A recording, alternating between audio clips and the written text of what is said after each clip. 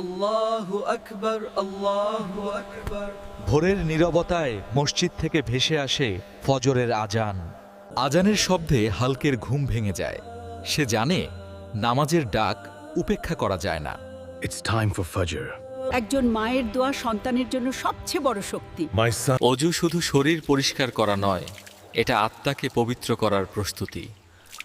Oh Allah, keep me pure. যে পায়ে মসজিদের পথে হাঁটে সে পথ কখনো ভুল হয় না। Straighten your rows.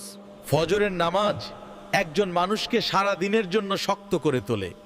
আল্লাহু আকবার। মায়ের দোয়া আর ফজরের নামাজ, এই দুটো থাকলে জীবন কখনো অন্ধকার হয় না। আসসালামু আলাইকুম বন্ধুরা। বন্ধুরা, তোমরা সবাই ভালো আছো তো? আমি হাল্ক। আজ তোমাদের সাথে একটা জরুরি কথা বলতে চাই। বন্ধুরা, আমরা যেন কখনো নামাজ ভুলে না যাই। নামাজ আমাদের জীবনকে সুন্দর করে, আল্লাহর কাছে আমাদের আরও কাছাকাছি নিয়ে যায়।